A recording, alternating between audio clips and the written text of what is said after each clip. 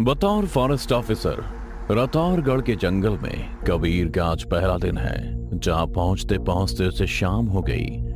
फिर ऑफिस के बाहर वो जैसे ही खुले आसमान में निकला तो उसे पश्चिम की ओर से तेज धुंध का बादल आसमान में उड़ता दिखा, मानो जैसे पूरा जंगल जल रहा हो। यह नजारा देखते ही कबीर ने ना आओ देखा ना ताओ और जिप्सी पर बैठकर जंगल की ओर निकल गया। कबीर को जंगल में जाता देख उसके सहयोगी भी दूसरी गाड़ी से उसके पीछे निकल पड़े। कबीर बेतहाशा जंगल में बढ़ता हुआ पहाड़ी के एक डेड एंड पर पहुंच चुका था, जहां से पश्चिम का वो जंगल साफ साफ दिखने लगा था। कबीर ने जब ध्यान से देखा तो आग कहीं नहीं लगी हुई थी। फिर यह धुंध कैसी थी? ये सवाल कबीर की समझ से परे था। तभी कबीर के पास उसके सहयोगी भी पहुंचे, जिसे देख कबीर ने कहा, माजरा क्या है? जंगल के इस हिस्से में इतनी धुंध क्यों है? ये तो आज तक कोई नहीं समझ पाया, और जिसने भी समझने की कोशिश की उसकी जान चली गई। सहयोगी के मुंह से ये बात सुन कबीर आग बबूला हो उठा, और इससे पहले कि वो कुछ बोलता तभी उसने देखा कि नीचे जंगल में कुछ लोग उस धुंध की तरफ बढ़ रहे हैं, जिसमें से एक आदमी के हाथ में मशाल है जो किसी पुजारी की तरह लग रहा था। वहीं उनके पीछे कुछ लोग जानवरों को बांधे अपने साथ ले जा रहे थे।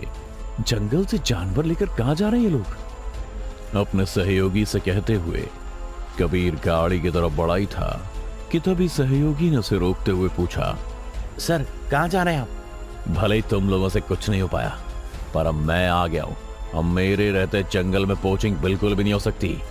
कबीर अपनी गाड़ी में बैठ ही रहा था कि तभी उसके सहयोगी ने कहा, सर ये कोई शातिर शिकारी नहीं बल्कि गांव के मासूम लोग हैं जो धुंध से राक्षसों को शांत करने के लिए बलि देने जा रहे हैं। अपने सहयोगी के मुंह से राक्षस की बात सुन कबीर ने उसे ऐसे देखा जैसे वो जाहिल इंसान हो और बेकार की कहानी बना रहा हो। इसलिए वो खुद ही अपना गुस्सा पीकर सबको साथ लेकर चलने को हुआ ही था कि एक और मुसीबत खड़ी हो गई। सबने कहा कि वहां पहुंचते पहुंचते रात हो जाएगी और तब तक उनकी पूजा भी खत्म। ये सब सुन कबीर ने कहा, ठीक है, मेरी नजर में पहली बार है इसलिए छोड़ रहा हूं। आइंदा से ऐसा ना हो, खबर भिजवा देना। कबीर की इस बात को सुन उसका सहयोगी बोला, आप अभी जंगल में नए नए आया साहब, क्यों गांव वालों के पचड़ों में पड़ रहे हैं? अरे वो किसी लॉ एंड ऑर्डर को नहीं मानते, बीच में पड़े तो आपकी जान को भी खतरा है। अबे तू फॉरेस्ट डिपार्टमेंट का आदमी है या गांव का? पहले गांव साहब, समझ लीजिए हर मामले में शहरी लोग टांग ना घुसाए तो ही अच्छा होगा। तू सर से कैसे बात कर रहा है? माफ कीजिए सर, पर सही कह रहा है। सदियों से सब चलता आ रहा है और अगर आप रोकेंगे तो दिक्कत हो सकती है। जंगल अपने बाप का समझाएगा इन गांव वालों ने, जो मन में आएगा वो करेंगे। याद रखो, अब और दोबारा उस ओर जाते दिखा तो तुम्हारी छुट्टी हो जाएगी। फिर घर बैठ के भगाते रहना धुंध के राक्षस को। इतना कह कबीर वापस ऑफिस चला गया। देखते ही देखते गांव वालों के बीच उसकी सख्ती के चर्चे तेज होने लगते हैं, क्योंकि वो दिन पर दिन जंगल से जुड़े नियम कानून पर अपनी नकेल कसते ही जा रहा था। साथ ही नियम तोड़ने वालों की हालत पस्त कर रहा था। अब ना तो गांव वाले जंगल से लकड़ियां ला पा रहे थे और ना ही अपने मवेशियों को जंगल में चराने जा पा रहे थे। फिर देखते ही देखते वो दिन आ गया जब जंगल के पश्चिम में धुंध बननी शुरू हो गई। कबीर वहीं पहाड़ी पर बैठा सिगरेट पी रहा था। तभी एक बार फिर से उसकी नजर उसी धुंध पर गई और देखते ही उसने सिगरेट को फेंका और पहाड़ी से उतरते हुए जंगल में उसी ओर बढ़ गया जैसे शाम अपने सुरूर पर चढ़ रही थी। जंगल के उस हिस्से में धुंध तेज होती जा रही थी और अंत में धुंध इतनी बढ़ गई कि कबीर को अपने आगे कुछ नहीं दिख रहा था और इसी चक्कर में उसकी गाड़ी जाकर एक बड़े पेड़ से टकरा गई। बढ़ती धुंध के साथ अब आसमान भी काला स्याह हो गया था और गाड़ी पेड़ से टकराने की वजह से कबीर भी थोड़ा चोटिल हो गया था। वो गाड़ी से उतर पैदल आगे बढ़ने लगा। तभी किसी ने पीछे से उसकी पीठ पर वार किया और फिर वापस से धुंध में गायब हो गया। कौन था ये? सामने आओ, कायरों की तरह पीठ पर क्या वार करते हो? कबीर ने इतना कहा ही था कि तभी चारों तरफ से घोड़ों के हिनहिनाने की डरावनी आवाजें आने लगती है और साथ ही ऐसा लगा जैसे कि वो उसकी तरफ ही बढ़ रहे हो। पर आवाज इस तरह से चारों ओर से आ रही थी कि कबीर के लिए तय कर पाना मुश्किल था कि खतरा किस दिशा से उसके पास आ रहा है। तभी उसे सामने धुंध में कुछ चमकता हुआ अपने पास नजर आया। डर के मारे अब कबीर के भी पसीने छूटने लगे थे। फिर भी अपनी हिम्मत बांध कबीर ने कहा, अरे कौन है, बताता क्यों नहीं? साफ साफ बताओ वरना मैं गोली चला दूंगा। कबीर ने इतना कहा ही था कि उसे धुंध में एक मशाल दिखी, जिस पर किसने क्या फेंका पता नहीं, लेकिन मशाल से आग टकराते ही चारों तरफ एक चिंगारी फैल गई। तभी कबीर की नजर मशाल के पीछे खड़े एक इंसान पर गई, जो शायद वही पुजारी था जिसे उसने कभी पहाड़ी के ऊपर से देखा था। पर तब कबीर ने यह नहीं सोचा था कि जब वो सामने आएगा तो उसे देख उसकी रूह कांप जाएगी, क्योंकि वो पुजारी था ही ऐसा कि उसे अगर कोई देख ले तो मौत आ जाए। उसकी एक आंख तो ऐसे बंद थी जैसे मानो किसी ने सुई धागे से सिल रखी हो। कबीर ने जैसे तैसे हिम्मत कर उससे कहा, ये तुम ही थे जिसने मुझ पर वार किया? और एक सरकारी अफसर पर हाथ उठाने का मतलब भी जानते हो तुम? अच्छा पोचिंग, इसलिए मारना चाहते हो तुम मुझे? मैंने बचाया है तुम्हें, नहीं तो मारे जाते तुम उस धुंध राक्षस के हाथों। अब रास्ते से हट जाओ, नहीं तो बलि में देरी हुई तो हम सब मारे जाएंगे। पागल समझाए क्या? गांव वाले को राक्षस के नाम पर बेवकूफ बना सकते हो? मुझे नहीं। चलो अब जानवर को छोड़ो और चलते बनो, नहीं तो यहीं पर पांचों को ठोक दूंगा। पुजारी लगातार कबीर को समझाने की कोशिश कर रहा था कि बलि कितनी जरूरी है, पर उसने उनकी एक नहीं सुनी और अपने बंदूक के दम पर जानवर को आजाद करवा उन सभी को वापस जाने का बोल दिया।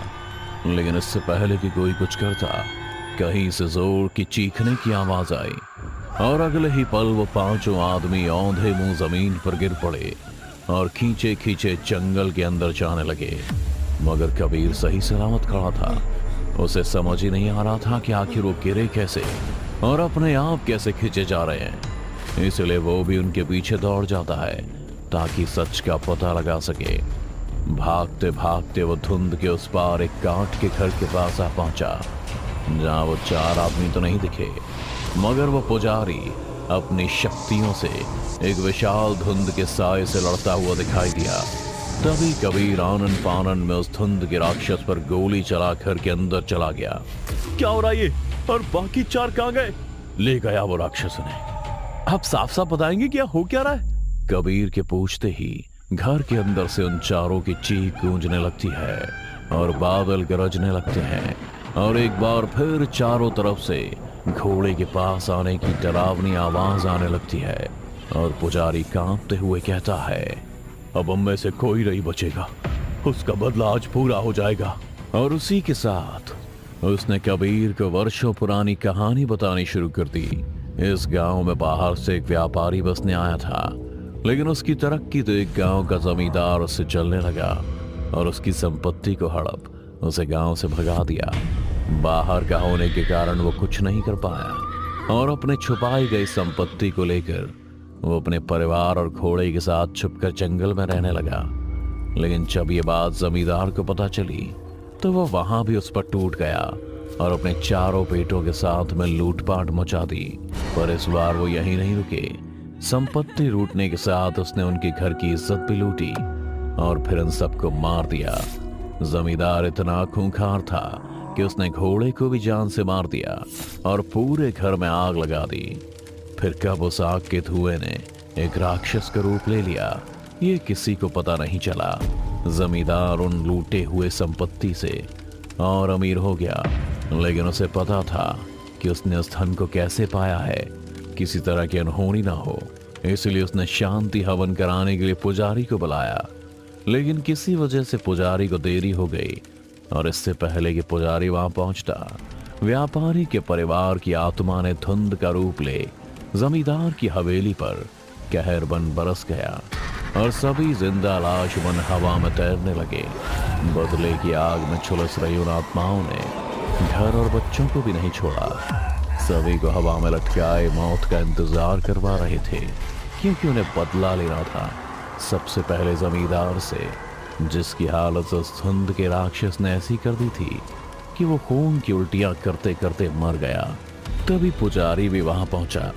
उसे पूरा मामला नहीं पता था, इसलिए उसने सबसे पहले उसे बचाने की सोची और अपने तंत्र मंत्र के सहारे सभी आत्माओं से अकेले लड़ने लगा। और इसी सब के बीच उसे अपना चेहरा खोना पड़ा, क्योंकि धुंध के राक्षस पर वश कर पाना इतना भी आसान नहीं था। पुजारी जमींदार को तो नहीं बचा पाया, पर उनके बेटे को बचाने का उपाय बताया, जो बलि के रूप में था। और अब ये बलि पुजारी के लिए भी जरूरी थी, क्योंकि उसने भी उन्हें बचाने में उनकी मदद की थी। लेकिन कबीर की वजह से इस बार वो बलि अधूरी रह गई और वो चारों धुंध के राक्षस के शिकार हो गए। पूरी कहानी जानने के बाद कबीर कहता है, अपने कर्मों की सजा मिली उन्हें, पर तुम्हारा क्या होगा पुजारी? वही जो उन चारों का हुआ।